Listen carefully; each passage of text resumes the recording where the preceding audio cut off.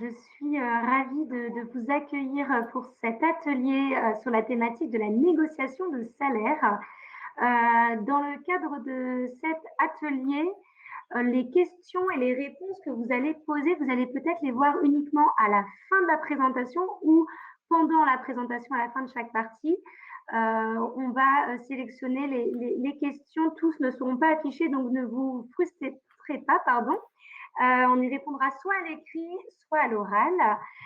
Donc, j'ai l'honneur du coup que cet atelier soit animé par Vincent Maty, qui est directeur adjoint, acquisition et développement des talents chez Colas, excusez-moi, et Sandrine Fouillet, qui est directrice de la responsabilité sociale et environnementale chez Capgemini. Donc, bon atelier à toutes et n'hésitez pas à poser des questions sur la conversation. Je vous laisse reprendre la main. Allez, bonjour. Sandrine, je démarre. Je t'en prie, Vincent. Allez, on démarre. Comme on vous l'a dit, on va vous présenter un certain nombre de points et essayer surtout de vous donner des bons conseils, des bons tuyaux et des choses potentiellement à ne pas faire sur cette partie, cette thématique importante. Donc, n'hésitez pas à poser des questions. On prendra le temps de répondre à vos questions. Alors, malheureusement, on n'aura peut-être pas le temps de répondre à toutes les questions que vous allez nous poser, donc on s'en excuse. Et merci à Elle Bouge, bien évidemment, pour cette invitation à cet atelier. Alors, si on commence sur la thématique, donc la négociation de salaire. Bon, déjà, quand on parle de négociation de salaire, ça veut dire que vous avez passé les entretiens et que vous êtes retenu, c'est déjà une bonne étape. Mais néanmoins, c'est une étape qui est pas simple, notamment quand on est en début de carrière, mais ça l'est aussi quand on est un peu plus expérimenté. Et c'est parfois une épreuve parce qu'on ne sait pas comment s'y prendre, on ne sait pas à quel moment il faut commencer à parler salaire et comment on s'y prend. Déjà, si on commence par essayer de définir, entre guillemets, ce que c'est une rémunération, mais on va essayer d'élargir un peu plus largement parce que on considère que dans un package de rémunération, il n'y a pas que la partie salaire qui est importante. Donc, dans une rémunération, sachant que les entreprises ont des systèmes de rémunération extrêmement différents les unes des autres, on le verra aussi, vous avez généralement un salaire fixe. Alors, déjà, ce salaire fixe, il peut être sur 12 mois, il peut être sur 13 mois, il peut être sur 13,3. En fonction des entreprises, déjà, ça peut être extrêmement différent. Et ça peut avoir un impact. Être rémunéré sur 12 mois ou sur 13 mois, c'est un petit peu différent. Il y a ensuite, souvent, mais pas tout le temps, un système de rémunération variable. Alors, qu'est-ce que ça veut dire, rémunération variable? Comment c'est basé? Sur quels objectifs? Quand est-ce que c'est versé? Ça, c'est important de comprendre. On y reviendra aussi un petit peu plus tard. Après, dans un package de rémunération, il faut regarder plus largement que le simple salaire, entre guillemets, fixe et variable. Vous pouvez avoir, dans un package de rémunération, des primes.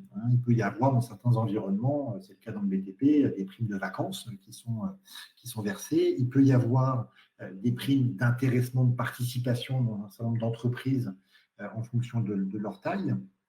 Il peut y avoir aussi un certain nombre d'avantages qui ne sont pas du salaire, mais qu'il faut, entre guillemets, valoriser et prendre en compte quand on fait une proposition de salaire. Ça peut être tout simplement les avantages d'un comité d'entreprise. Et dans certaines sociétés, un comité d'entreprise peut vous proposer des avantages qui, si on les monétise, entre guillemets, sont très importants. Donc, entre une entreprise qui n'a pas de CE et une entreprise qui a un CE qui va vous donner des bons cadeaux pour Noël, pour les vacances, pour quand on a des enfants, c'est très important de prendre en compte. Il peut y avoir aussi des systèmes pour le midi. Est-ce qu'il y a une cantine qui est à part? Est-ce qu'il y a des tickets restaurants?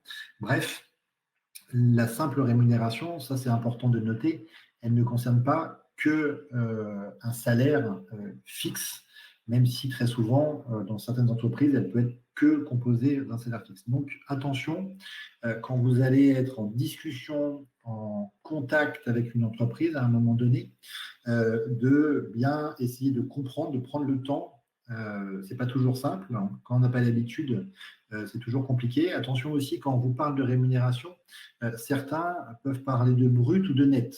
Alors attention, si on vous parle de montant, essayez bien de demander si c'est du brut ou du net. On parle parfois, dans certains environnements, d'un salaire brut annuel. Dans d'autres environnements, on va vous parler d'un salaire brut mensuel. Alors, on peut évidemment le mettre sur 12 mois, mais voilà, n'hésitez pas à poser des questions bêtes, peut-être, mais importantes pour comprendre quand on vous fait une proposition pour essayer de la décomposer. Et ça, face à un recruteur, par expérience, ce n'est pas mal vu. Donc déjà, c'est un premier conseil. N'hésitez pas, à un moment donné, quand vous êtes en négociation, c'est-à-dire qu'on vous a retenu, c'est déjà, comme je le disais tout à l'heure, une bonne chose, à prendre le temps. C'est-à-dire que vous pouvez tout à fait bloquer un créneau avec un recruteur ou une autre personne de la RH qui vous fait une proposition pour ce qu'elle vous détaille ce système de rémunération de vive voix. Pensez à poser des questions. Demandez à ce qu'on vous l'envoie évidemment par mail. Très souvent, dans la majorité des entreprises, vous allez recevoir aussi une proposition qui n'est pas forcément un contrat de travail. Le contrat de travail peut arriver par la suite. Vous pouvez aussi demander à avoir des éléments d'information sur le contrat de travail. En termes aussi de package de rémunération, je ne l'ai pas évoqué, mais il y a des points importants qui peuvent rentrer en ligne de compte. C'est non pas les congés, parce qu'on a en France un système de congés qui est partagé et homogène, mais ce sont les RTT. Entre une entreprise qui en a et une entreprise qui n'en a pas, ça peut aussi être différenciant. Le temps de travail peut être aussi différenciant, de savoir si vous allez travailler 213 jours, 216 ou 218 par an. Ça peut avoir un impact qui, mis bout à bout, si vous avez par exemple deux propositions, de regarder quelle est la plus intéressante en termes de package global. Donc voilà, important de prendre le temps de décomposer un salaire qu'on vous propose et d'essayer de voir un petit peu l'ensemble des avantages, sans oublier par exemple, on peut évoquer la prévoyance, on peut évoquer la mutuelle qu'une entreprise peut vous proposer. Entre les systèmes de prévoyance, il peut y avoir des différences, il peut y avoir de l'actionnariat salarié dans une entreprise. Alors quand on est jeune, on ne se préoccupe pas forcément de se dire bah, tiens, je vais mettre de l'argent de côté pour mes vieux jours et pour ma retraite, mais néanmoins, ça peut avoir un impact d'avoir des systèmes où on va vous offrir la possibilité, ou vous donner même en fonction des entreprises, des actions sous forme de, on parle de TI, on parle d'actions gratuites, il y a différents termes. Bon, c'est rarement en début de carrière, mais ça peut venir, et ça peut être intéressant quand même, parce qu'on peut avoir des systèmes où il y a de l'abondement aussi, c'est-à-dire que vous allez pouvoir mettre un montant et l'entreprise va abonder d'une autre manière. Donc, très important de décomposer l'ensemble d'une proposition. Il y a déjà une première question très, très pertinente. Je ne vais pas y répondre, mais ce que j'évoque là aujourd'hui, bien évidemment, et avec Sandrine, on va vous évoquer plutôt négociation de salaire dans le cadre d'un CDI, d'un CDD. On pourra revenir, et je répondrai à la question tout à l'heure, sur un contrat d'alternance ou un stage. Je ne sais pas si Sandrine, déjà sur cette première partie, tu veux peut-être compléter, rajouter quelque chose? Oui, alors peut-être. Donc bonjour à toutes et à tous et merci à Elbouge d'organiser ces ateliers. Donc vous êtes toutes étudiantes et effectivement on est partenaires depuis un certain temps et on a beaucoup de marraines. Et c'est toujours intéressant finalement de se rendre compte que dans l'inconscient collectif, négocier sa rémunération, parce que c'est vraiment le thème qui nous intéresse aujourd'hui, c'est compliqué, voire quasiment parfois impossible et plus difficile quand on est une femme. Je m'explique de façon très concrète. On voit chez Capgemini, nos DRH avec qui je travaille au quotidien, puisque je fais partie je dirige la RSE, me disent on voit très très peu de femmes qui viennent nous voir pour demander une augmentation de salaire. Alors là, on est dans le cas de figure que tu n'as pas encore évoqué, Vincent, mais d'une renégociation de rémunération. Et ça veut dire que si elles ne renégocient pas leur salaire, ça veut dire que probablement à l'entrée, elles ne l'ont peut-être pas négocié non plus. Et je pense qu'effectivement, juste pour compléter ce que tu dis, et c'est important d'avoir tous les éléments qui composent le salaire, comme tu l'as expliqué, Vincent, de savoir de quoi l'on parle pour pouvoir effectivement négocier son salaire, ce qui est notre thématique. Il faut de la confiance en soi pour verbaliser sa valeur. C'est compliqué de le faire par rapport effectivement à l'enjeu d'un contrat, même si on peut effectivement vous dire, on a envie de conclure effectivement et de vous proposer une opportunité de contrat, mais on va vous proposer effectivement un certain niveau de rémunération. Donc, on a envie effectivement d'avoir ce job probablement, donc ça peut être difficile effectivement de faire le poids face à des interlocuteurs, des grands groupes aussi, mais même des petites structures, ça vaut également, avec des arguments réels. Et quand aussi on peut parler en face d'une grille de salaire. Et donc, oser parler d'argent, on le sait, pour les femmes, c'est beaucoup plus difficile, sans paraître finalement ce qui peut ressortir de lieux communs, arrogante, vénale, des choses qu'on ne va pas forcément attacher aux hommes. Et ça, je tiens à cette vision-là parce que c'est vrai malheureusement et qu'on combat ces stéréotypes au sein de l'entreprise, en tout cas chez Capgemini et je pense dans beaucoup de grandes entreprises, pour pouvoir mettre en place un climat d'échange qu'on connaît aujourd'hui pour aller effectivement briser le plafond de verre, supprimer les inégalités salariales et au-delà de toutes les mesures qu'on peut prendre, faire en sorte que les femmes, les jeunes femmes, verbalisent leurs valeurs, qu'elles en soient conscientes, qu'elles aient effectivement l'envie d'atteindre des postes à responsabilité avec la rémunération qui va avec. Donc, je reparlerai effectivement après d'un dispositif qu'on a mis en place, mais je pense que c'était bien d'avoir effectivement ces éléments en tête. Et j'ai envie de poser une question sur le chat et on va voir vos réponses quand Vincent va continuer. J'ai envie de vous poser la question, qui a déjà imaginé de négocier sa rémunération d'entrée? Ça m'intéresserait d'avoir vos réponses. Voilà. En complément, merci Sandrine de ce que tu viens de dire. C'est important. Mesdames, il faut oser. La rémunération, négocier une rémunération n'est pas propre aux hommes. Vous avez un parcours, vous avez une expérience, donc il ne faut pas hésiter à oser. Alors attention, il ne faut pas négocier une rémunération n'importe comment, brutalement, trop tôt, on va y revenir.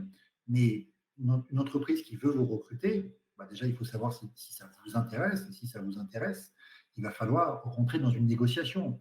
Alors, c'est parfois intimidant, vous êtes parfois face à un RH ou un manager qui a 35 ans d'ancienneté, qui n'a pas envie de prendre le temps, mais c'est votre droit de comprendre le système de rémunération et vous pouvez le négocier. C'est pas parce qu'on vous donne une rémunération et qu'on vous envoie un mail qu'il faut l'accepter en l'état.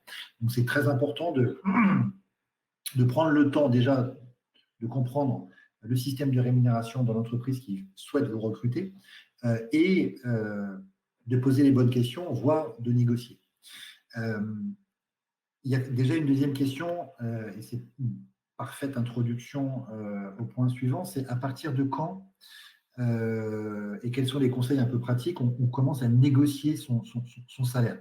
Quelle est la posture à avoir quand il faut négocier, les erreurs ou comment aborder un petit peu cette négociation face à une entreprise.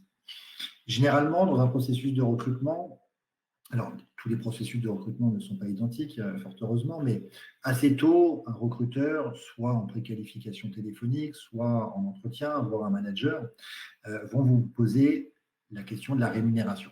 D'accord ? Donc, il faut évidemment, avant même l'entretien, que vous ayez préparé cette réponse, comme d'autres réponses, bien sûr, mais celle-ci, elle est importante. Il faut que vous soyez clair sur, à ce jour, et si on vous demande pourquoi aussi, d'être capable de le justifier, quelles sont mes prétentions salariales. Raisonnez plutôt en brut annuel, c'est plus simple, et expliquer aujourd'hui quel est votre souhait en termes de rémunération. Moi, personnellement, j'ai plutôt tendance à conseiller de donner un montant sous forme d'une fourchette, mais pas une fourchette qui soit trop large, qu'un montant fixe. Il y a plein d'outils sur Internet qui permettent d'avoir des informations sur les niveaux de rémunération. Il y a plein d'outils qui peuvent aussi avoir des informations sur certains niveaux de rémunération dans les entreprises. Donc, ne vous sous-estimez pas en proposant des prétentions salariales trop basses. Attention à ne pas non plus mettre en avant des prétentions salariales beaucoup trop hautes qui pourraient inquiéter l'entreprise. Il faut un juste milieu. Donc, c'est une question fondamentale qu'il faut préparer. Il faut la préparer, mais il ne faut pas parler salaire dès le premier entretien. Ça, c'est aussi un conseil. Moi, ça m'est arrivé d'avoir en entretien des candidats qui, quand vous leur posez cette fameuse question au bout d'une discussion lors d'un premier entretien, qui vont vous dire, Monsieur Mattei, quels sont les systèmes de rémunération dans votre entreprise, quels sont les avantages. Non, les premiers entretiens sont des entretiens de découverte, tant pour l'entreprise que pour le candidat. Donc, posez plus des questions en début d'entretien, en premier entretien, voire en deuxième avec RH et manager sur le poste, sur les missions, si elles ne sont pas suffisamment claires, sur les potentielles possibilités d'évolution après ce poste, demander face à un manager des précisions sur l'organisation, sur les enjeux, sur ce qu'il attend vraiment de la personne. Donc, concentrez-vous vraiment sur la mission, l'entreprise. C'est à partir du moment où vous allez rentrer en fin de processus, entre guillemets, que vous allez sentir qu'on va commencer à vous expliquer que votre profil est intéressant, que vous pouvez commencer à poser des questions de base sur le système de rémunération que l'entreprise offre. Donc, attention à ne pas poser cette question trop tôt. Ça peut faire peur. Alors, ce n'est pas choquant. Tout dépend comment vous l'abordez. Mais il y a un moment où on pose ce type de questions pas trop tôt et évidemment pas trop tard, parce que si on vous donne une proposition et on vous dit il faut répondre pour demain, vous allez être bien embêté pour comprendre le système de rémunération. Donc, il y a un juste milieu. Moi, personnellement, aussi un conseil, on est là pour vous donner des conseils, il y a une phrase dont j'ai horreur, que j'entends souvent, qui est la moyenne de rémunération dans mon école et de temps. Bon, c'est personnel, mais en tout cas, je ne l'aime pas. Beaucoup de recruteurs le partagent. Basez-vous plutôt par rapport à des données du marché ou par rapport à… Vous avez un réseau, vous pouvez avoir des éléments d'information de ce que vos pairs de votre école peuvent avoir, mais ne citez pas des données de vos écoles brutes de fonderie. Dans une négociation aussi, il y a un temps, il y a un timing. Quand vous êtes en négociation, attention à ne pas prendre trop de temps pour répondre, parce qu'un processus de recrutement, c'est très rapide. Ça peut être très rapide ou voire très long, mais on essaie que ça soit le plus rapide possible. N'hésitez pas à poser la question de savoir quel est le délai de réflexion que je peux avoir, à partir de quand vous voulez une réponse. N'hésitez pas à repositionner un rendez-vous quand on vous a donné des éléments d'information sur une négociation salariale pour revenir à la charge s'il vous manque des informations. Et puis, vous êtes aussi, ça c'est important, en droit d'estimer et de revenir vers une entreprise pour dire, écoutez, je suis ravi de la proposition que vous me faites, le poste m'intéresse, les perspectives d'évolution m'intéressent, l'environnement m'intéresse, néanmoins, la proposition ne correspond pas totalement à mes attentes, notamment à ce que j'ai pu vous dire en termes des prétentions salariales. Donc vous pouvez, ce n'est pas interdit de négocier, bien au contraire.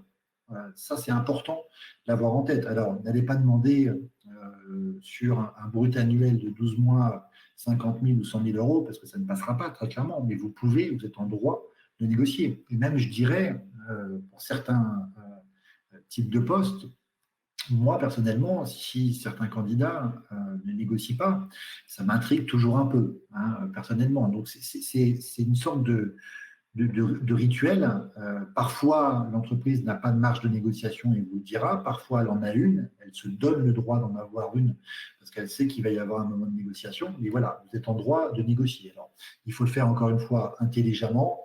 Il faut apporter des arguments. Ça peut être des arguments par rapport à une expérience. Vous avez fait une alternance, vous avez fait un VIE, vous avez fait un master spécialisé, vous avez une expérience à l'étranger, vous parlez 2 langues, voire 3. Ce sont des éléments que vous pouvez apporter.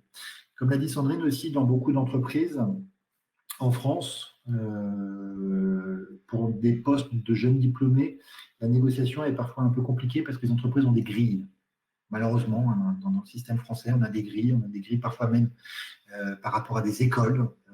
C'est comme ça, et la négociation pour des postes de jeunes diplômés sont parfois un peu plus compliquées parce qu'on rentre dans des grilles et la marge de négociation est un peu plus compliquée. Bon, c'est comme ça, c'est pas forcément le modèle anglo-saxon. Voilà ce que je pouvais dire. On va essayer de prendre, je vois qu'il y a pas mal de questions sur le chat. Il y avait une première question sur le chat sur un contrat d'alternance. Est-ce qu'on peut négocier son salaire? Alors la réponse, malheureusement, non, parce que non. La rémunération en contrat d'apprentissage ou en contrat de professionnalisation, ce sont des pourcentages du SMIC. Donc c'est légal. Ce qui est intéressant de savoir quand on rentre en contrat d'alternance, c'est quels sont les avantages qu'on peut avoir, parce qu'on est salarié de l'entreprise, hein, on peut disposer d'un certain nombre d'avantages, mais en contrat d'alternance, c'est plus compliqué. Est-ce qu'il est mal vu d'évoquer à l'entretien les jours travaillés, CPRTT, mais aussi des questions vis-à-vis des avantages humains, perco, ticket restaurant, chèque vacances? Non, mais c'est ce que j'évoquais un petit peu tout à l'heure. Ce n'est pas mal vu. Alors, c'est mal vu si vous le posez comme première question en premier entretien. Donc, oui, c'est mal vu. Si c'est posé dans un temps où vous êtes plutôt dans une phase finale de négociation, c'est tout à fait à demander. Encore une fois, hein, entre deux propositions identiques à salaire égal dans une entreprise qui a 12-15 jours de RTT et une autre qui n'en a pas, c'est quand même à prendre en compte. Alors, tout dépend évidemment de l'intérêt que vous pouvez avoir par rapport au poste. Alors, j'essaie de regarder d'autres questions. Si tu veux bien, Vincent, il y en a une justement que je viens de faire passer. Ce qui est intéressant, voilà, c'est Carla qui nous dit: est-ce qu'on peut dire lors d'un entretien, je souhaiterais avoir la même rémunération qu'un homme à poste égal? Alors, merci Carla pour la question. Ça rejoint ce que je disais tout à l'heure. Donc, et puis c'est vrai qu'on dit aussi souvent, ce que tu disais aussi, Vincent, il faut oser. Et je trouve qu'il y a un côté un peu injonction de dire aux femmes oser. Et c'est vrai que je sais factuellement elles le font moins, mais dire d'oser, ça met la culpabilité du côté des femmes. Donc de mon côté, woman power n'est pas forcément très en phase avec cette vision que j'ai eue pourtant, hein, pour le coup, mais j'en suis revenue parce que j'ai vu à quel point ça touchait les femmes, les jeunes femmes, sur justement la valeur qu'elles pouvaient se donner, et de leur dire, si vous avez moins négocié votre salaire, vous n'avez pas osé négocier votre salaire, c'est finalement vous ne le valez pas, quoi. Et donc bref, chassons un petit peu ces idées reçues. Et pour aller dans ce sens-là, effectivement, donc il y a une méthode quand même, il y a des méthodes assez rationnelles, factuelles pour pouvoir s'aider à négocier son salaire, à positionner. Je crois qu'il y a beaucoup de questions aussi sur quelle est la bonne fourchette, quel est l'écart. J'ai envie de vous dire, il n'y a pas de règle absolue. Quand on commence à travailler, comme c'est votre cas, c'était votre premier CDD ou votre premier CDI, vous allez avoir un salaire d'entrée qui sera, vous aurez des informations par votre école sur les salaires que les autres étudiants ont pu avoir les autres années. C'est un indicateur, mais effectivement, ne pas le valoriser comme étant un droit ou un dû, ce qu'expliquait Vincent tout à l'heure. Par contre, ça vous donne des éléments. Après, il y a aussi beaucoup de sites qui vous renseignent sur des salaires. Je ne vais pas citer, je ne vais pas leur faire de la publicité aux uns ou aux autres, mais si vous cherchez sur Google, vous allez trouver très facilement des sites de recherche d'emploi qui mettent des salaires. Et puis, il y a aussi des offres. Pour les plus juniors, vous n'aurez pas ce cas de figure-là probablement après, des offres sur lesquelles le salaire est mentionné, donc, ou une fourchette de salaire. Donc, ça vous donnera aussi un indicateur. Tous ces faisceaux d'indices réunis vous permettent effectivement de vous positionner en vous disant, entre ce que je trouve dans mon école, sur les réseaux et effectivement sur les sites d'emploi et les offres de job, voilà ce à quoi je peux prétendre. Et effectivement, une fourchette, je vais donner un exemple qui n'a rien à voir avec, c'est très différent d'un métier à l'autre et effectivement de job, d'expérience, d'école, de niveau de formation que vous avez. Mettons que voilà, vous visez, vous pensez pouvoir entrer un job à 35K € annuels brut pour effectivement aller dans le sens de ce que disait Vincent. Vous vous dites quelle est la fourchette base à laquelle je ne peux pas descendre. Est-ce que c'est 32 ou est-ce que c'est 34? Et vous dites si j'ai 35, je serai satisfait. Et auquel cas, vous mettez une tranche qui est entre, mettons, 34 et 37, parce que quand on débute, vous ne pouvez pas avoir une tranche qui est entre 30 et 40, parce que là, ça fait trop grand écart. Donc là, c'est pour essayer d'être un petit peu plus, rentrer un petit peu plus dans l'opérationnel, dans le détail par rapport à vos questions. Et alors, par rapport donc à la méthode que j'évoquais, qui est donc ma juste valeur, je vous mettrai le lien vers le site internet, mais bon, c'est très simple, majustevaleur.com/podcast. En fait, c'est une méthode vraiment simple, factuelle et rationnelle pour obtenir en fait une rémunération qui reflète votre valeur. Parce que donc c'est ce qu'on a dit, pouvoir connaître sa valeur sur le marché du travail, vous voyez, toutes vos questions montrent bien que c'est pas simple. Donc ça repose sur 3 piliers. Le premier, c'est de déterminer ce que vous valez.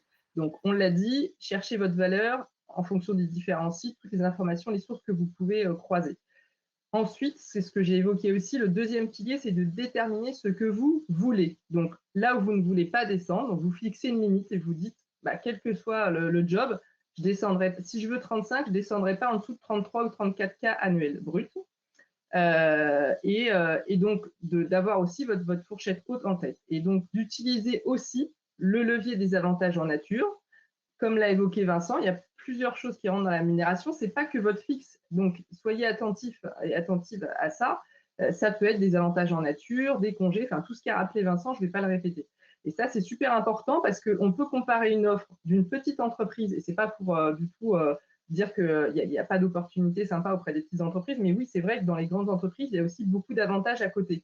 Et ça ne veut pas dire que le fixe va être moins important, mais ça veut juste dire que quand vous êtes face à une offre, une proposition de job, avec un salaire en face, où il faut prendre en ligne de compte effectivement ces avantages-là, parce que ça, pour vous, ça peut être effectivement un point intéressant de se dire je peux avoir un variable sur résultat, donc au bout d'un an, en fonction de ce que j'ai fait, avoir accès à un certain nombre d'avantages, de CE, de tickets restaurant, d'une mutuelle, super intéressante, bref, de tout ce que vous pouvez avoir aussi. Et donc de comparer ce qui est comparable par rapport à une entreprise qui ne va pas proposer tous ces avantages-là.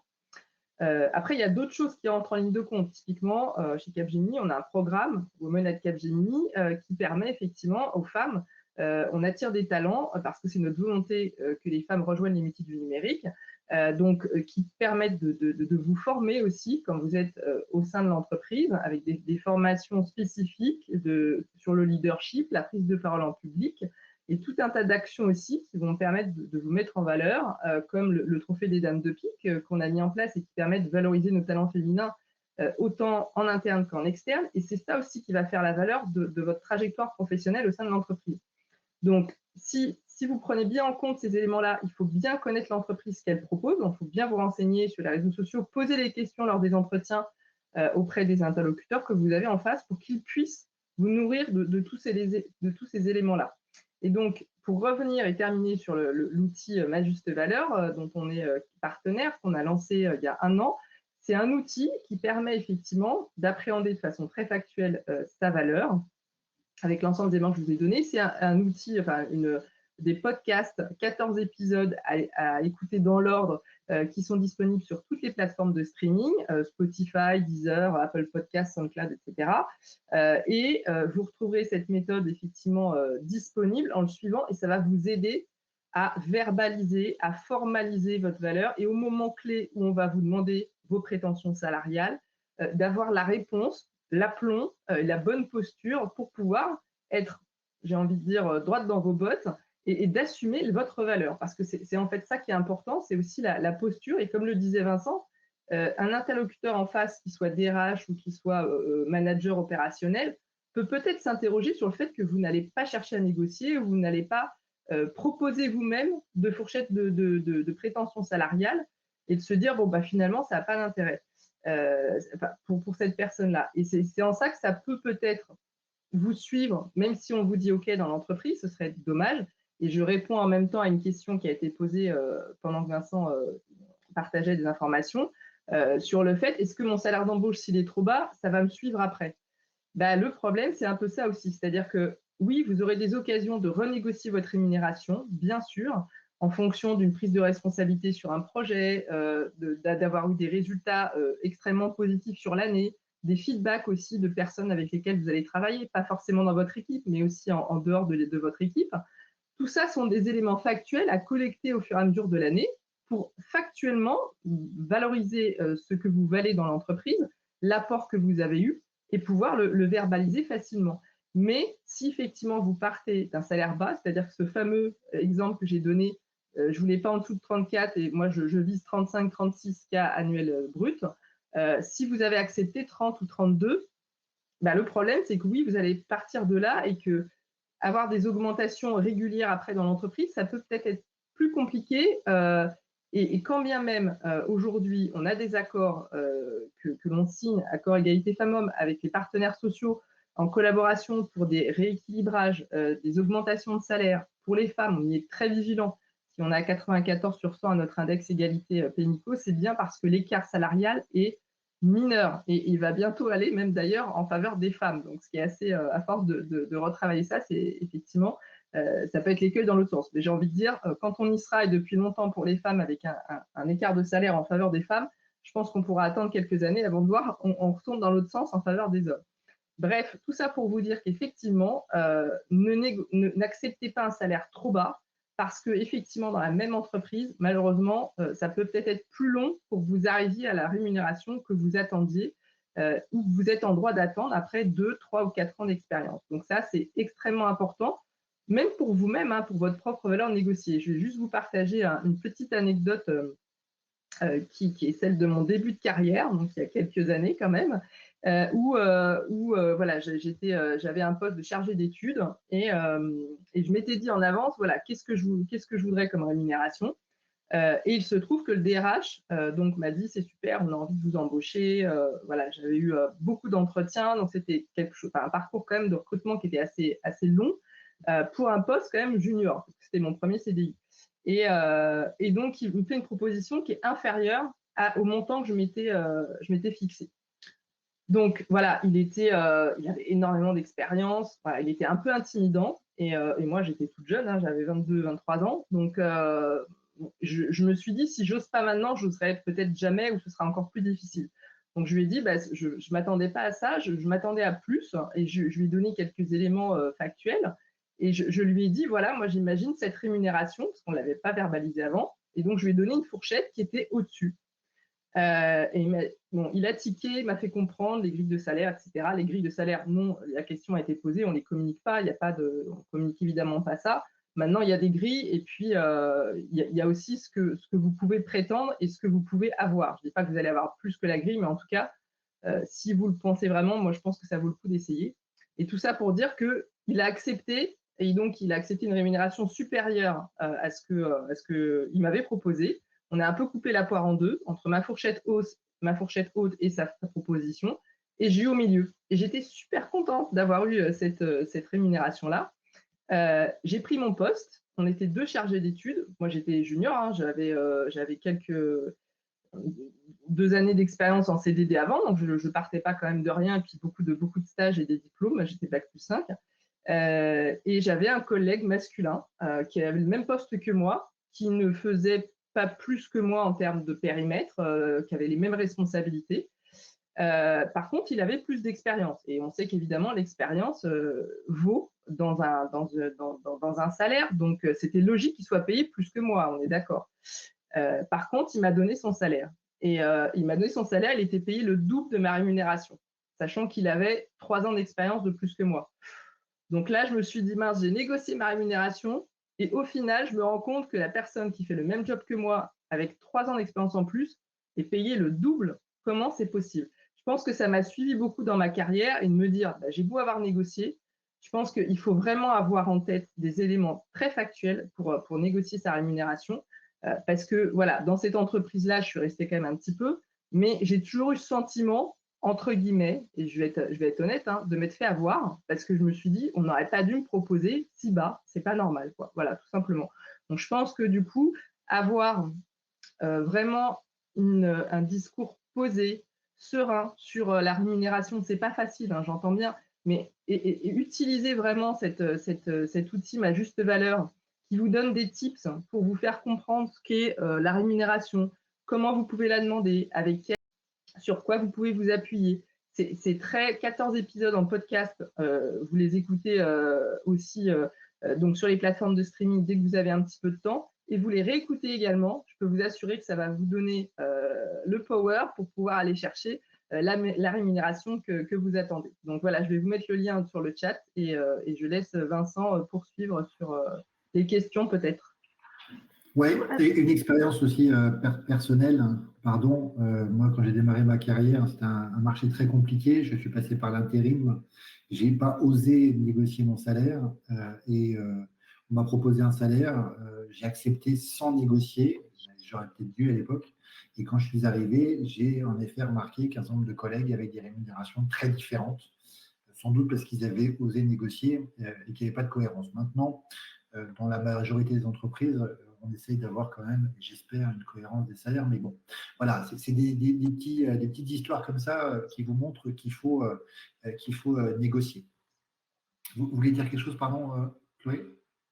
Oui, excusez-moi de vous déranger. Juste pour information, il vous reste un peu plus de 10 minutes. Voilà. Allez, 10 minutes. Je vais prendre une question. Il y avait une question sur les doctorants. Est-ce que les doctorants sont plus valorisés par rapport à des bac+5? Alors, je vais vous répondre, hein, malheureusement, pas toujours. Ça dépend des entreprises. Il y a des entreprises très technologiques qui ont des centres de recherche, des activités qui, en effet, et à juste titre, hein, c'est mon opinion, valorisent ces expériences de thèse. Mais ce n'est pas toujours le cas, malheureusement. Il y a une autre question aussi. Ah, il y a une question intéressante. Combien de temps faut-il renégocier son salaire? Généralement, c'est ce que Sandrine disait tout à l'heure, c'est que dans les entreprises, c'est généralement annuel, hein, les négociations de salaire. Il y a à la fois des négociations de salaire collectives qui sont faites entre la direction et les partenaires, et puis normalement, chaque salarié doit avoir la possibilité de renégocier son salaire, tant sur la part qui est négociée au niveau collectif que sur des éléments de rémunération variable. Voilà, pour savoir quel est le variable. Et il est important aussi de se préparer demain, quand vous serez dans l'entreprise. Il y a à la fois négocier son salaire, négocier des augmentations de salaire, mais il y a un élément qui n'est pas toujours facile en termes de négociation, c'est qu'on vous a fixé des objectifs, on fait un point sur la réalisation des objectifs qui donne souvent droit à un niveau de rémunération. Il faut être capable aussi d'apporter des arguments parce que entre 100% de l'objectif ou 50% d'objectif qui va avoir un impact sur la rémunération variable, ça se prépare et quand dans certains environnements la rémunération variable peut être conséquente, il faut aussi se préparer à cette négociation. Je ne sais pas si Sandrine, tu vois d'autres questions en parallèle. J'essaie de mettre le lien, j'espère que c'est bon, Chloé, tu nous diras si c'est bon, vers ma juste valeur. S'il y a une question sur quand on propose une plage de prétention de salaire, au final, c'est toujours la borne inférieure qui est retenue. Alors non, pas toujours. Je vais vous partager aussi une autre histoire, mais ça peut être le cas. Donc ayez en tête que si votre prétention vraiment c'est 35 par exemple, demandez peut-être entre 34 et 38, ou alors dans ces cas-là, vous dites non, je demande entre 35 et 38. On peut se dire qu'effectivement, un employeur va peut-être se dire, tiens, s'il attend entre temps et temps, si je lui donne le plus bas, finalement, si ça peut lui aller, tant mieux. Donc, il ne faut pas que votre fourchette basse soit largement en deçà de vos prétentions réelles et du salaire qui fait que vous n'êtes pas frustré. Il faudrait quand même ajouter un point qui est quand même important, c'est que on n'a pas intérêt, nous, employeurs, et c'est un petit peu ça qui nous gêne dans le discours sur les inégalités salariales, on en parle beaucoup, mais c'est important, c'est vrai, de dire que les employeurs se lèvent le matin en se disant on va sous-payer les femmes ou que les femmes, on dit aux femmes vous n'osez pas demander des rémunérations systématiquement, vous n'osez pas. C'est ce côté un peu de problème systémique que je mets en avant qui est un vrai souci parce que non, on peut être dans un rapport de collaboration et nous on a 27,5% de femmes au sein de nos équipes, on progresse doucement mais sûrement.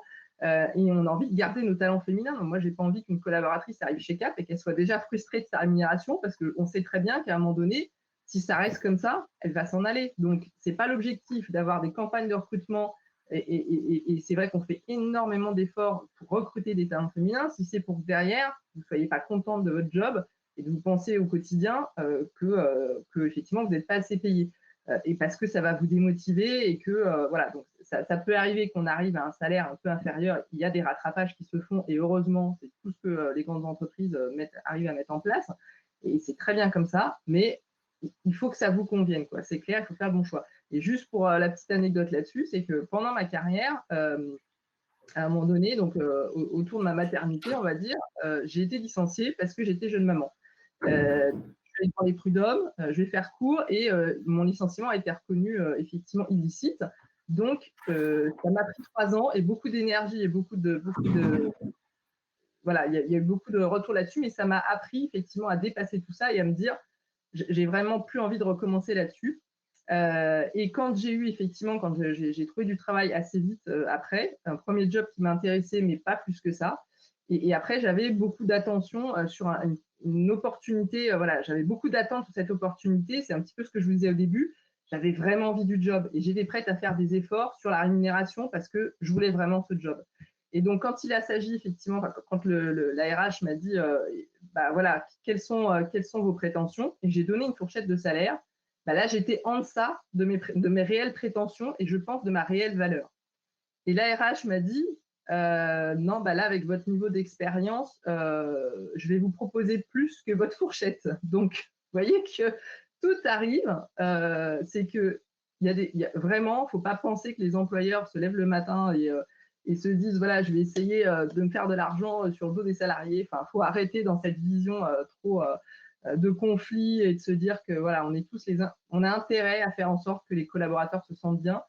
Et je me suis dit, waouh, le fait de me dire, elle me reconnaît à ma juste valeur et elle me propose la valeur que l'entreprise a. Alors oui, peut-être par rapport à des grilles, vous voyez, qui m'ont finalement servi, mais pas que, parce que je pense que j'aurais peut-être pu rentrer à un niveau inférieur et qu'elle m'a donné la chance de me dire, bah non, vous valez plus et donc je vais vous proposer plus, quoi.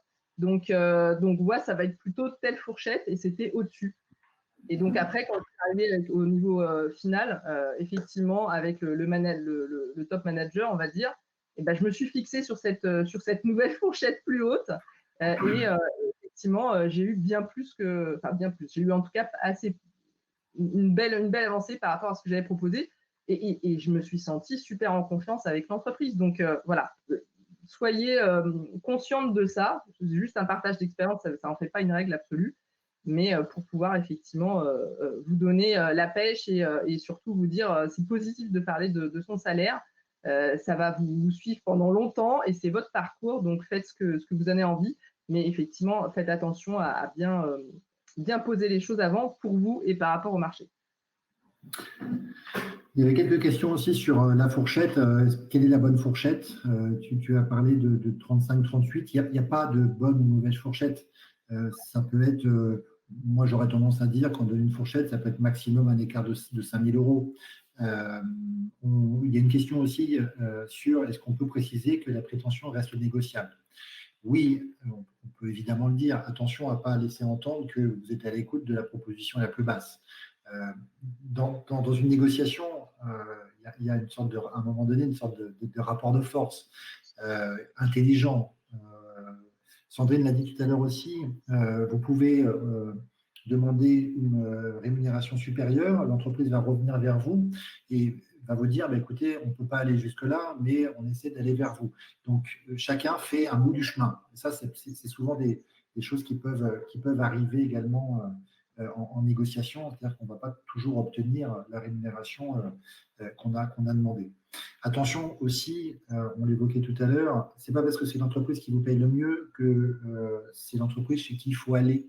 Il faut bien évidemment ne pas mettre la rémunération comme seul et unique critère dans vos choix. J'insiste beaucoup.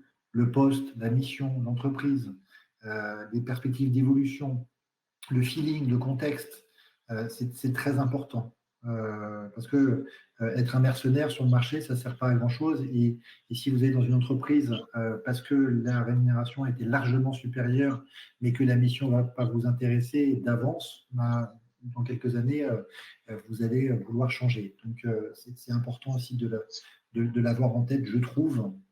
Et on insiste beaucoup ici sur le fait, là on représente 2 grandes entreprises, mais il y a des milliers, des milliards de très belles opportunités dans les petites ou moyennes entreprises. Ce n'est pas parce qu'une grande entreprise a un système de rémunération plus élaboré que forcément les missions dans une petite entreprise, dans une moyenne entreprise ne sont pas intéressantes. Bien au contraire, parfois, le champ des responsabilités dans les petites entreprises est parfois beaucoup plus large. Pour avoir travaillé dans les 2 environnements, c'est 2 choses extrêmement différentes. Il faut l'avoir en tête.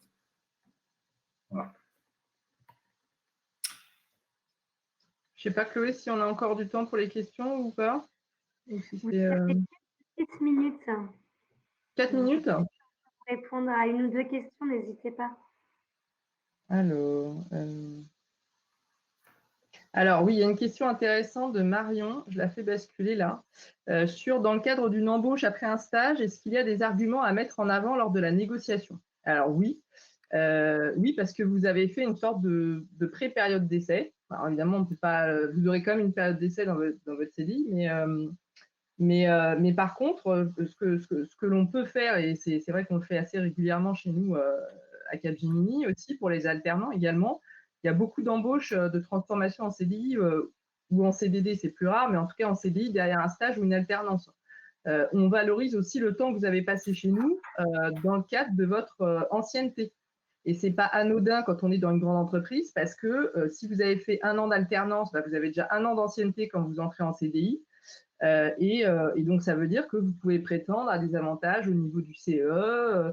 Vous avez aussi, au bout de 2 ans, 2 jours de CP supplémentaires de congé d'ancienneté, au bout de 2 ans d'expérience. Donc, vous voyez que si vous arrivez avec 1 an d'alternance, bah, vous avez déjà 1 an d'ancienneté. Et au bout d'1 an d'ancienneté en CDI, vous êtes à 2 ans d'ancienneté du coup réel pris en compte par le service paye et vous avez le droit à ces 2 jours. Donc, je vous donne des petits exemples comme ça, mais c'est pour vous dire que oui, le stage, si vous êtes embauché après, c'est à valoriser pour un certain nombre d'avantages pour vous et parce que l'entreprise vous connaît, que vous connaissez déjà, vous avez déjà un réseau dans l'entreprise, vous avez des personnes avec qui vous savez comment travailler, vous connaissez les outils, les systèmes informatiques, etc. Vous avez une expérience à valoriser qui est plus importante que quelqu'un qui vient de l'extérieur complètement. Donc, vraiment, capitaliser dessus, c'est clé. Ça, c'est clair. Il y a une autre question, je la bascule, comment mettre en concurrence différentes entreprises pour arriver au meilleur salaire? Alors, je vais la retourner un petit peu, la question, c'est que si vous avez la chance d'avoir plusieurs propositions, négociez avec chacune des entreprises, et je vous conseille, moi, pour bien faire, vous faites un fichier Excel et vous essayez de décomposer les systèmes de rémunération de chaque entreprise pour regarder le package de rémunération global et celui qui correspond le plus à vos attentes, tout en ayant en tête l'intérêt que vous pouvez avoir pour tel ou tel poste. Si c'est 2 postes équivalents, il faut regarder et comparer les systèmes de rémunération. Vous pouvez tout à fait expliquer aussi à un recruteur que vous avez d'autres contacts, d'autres démarches, d'autres propositions, dont des propositions qui sont un petit peu supérieures à ce que vous pouvez avoir. Ça peut jouer dans la négociation. Attention aussi à la façon dont vous l'abordez. Oui, c'est clair. Et après, Vincent, juste, je viens de basculer aussi la question d'Axel. Comment négocier son salaire avec une entreprise qui vous a fait comprendre que ce n'était pas possible de négocier, mais à la fois dont le salaire proposé est très bas? Bah, écoute, Axel, j'ai envie de te dire, ça m'est arrivé effectivement aussi de me dire, là, on me propose un truc, c'est juste pas possible, quoi. C'est trop bas. Est-ce que vraiment j'ai envie de dire oui, quoi? Donc après, il y a toi, ton expérience. Est-ce que tu as envie est-ce que tu es prête à travailler, d'accepter? Après, tu peux accepter. Et puis, si vraiment tu le sens pas, parce que je pense que moi, ça dénote d'une entreprise qui est pas fair, quoi. Voilà, qui a pas. Je suis pas très fan de ce genre de situation où on vous dit voilà, c'est très bas et puis c'est comme ça et vous pouvez rien y faire. Bah, si c'est fermé à toute négociation, tout échange et qu'on vous dit même pas non, mais dans 1 an, on réévaluera votre salaire, on vous met pas des ouvertures au moins. Moi, j'ai pas envie d'y aller, quoi, tout simplement. Donc après, voilà, Ouais. ça appartient à chacun d'y répondre, mais c'est très personnel et la situation actuelle n'est pas simple. Mais voilà, et après, on peut aussi accepter un premier job en se disant, bah, il réunit pas tous mes critères, mais j'ai envie d'y aller quand même et puis de commencer à bosser. Et puis après, voilà, les opportunités viendront aussi, quoi. Donc, faut vous faire confiance. Vraiment, faites-vous confiance. Exactement. Merci beaucoup pour ces belles paroles de fin, de se faire confiance. Je pense que c'est effectivement essentiel. Je me permets du coup de vous interrompre puisque nous arrivons à la fin de l'atelier. Il faut laisser la place au futur, au prochain atelier, pardon. Donc, merci à toutes les participantes qui nous ont suivis pendant cet atelier et vous étiez nombreuses, donc merci beaucoup. Je vous laisserai, donc merci aussi surtout à Sandrine de Capgemini et à Vinci de Colas pour cette belle intervention et ce bel atelier qui était très intéressant. Voilà, merci à toutes. Merci, bonne fin de journée. Merci beaucoup à toutes. À bientôt. Au revoir. À bientôt, au revoir. Au revoir.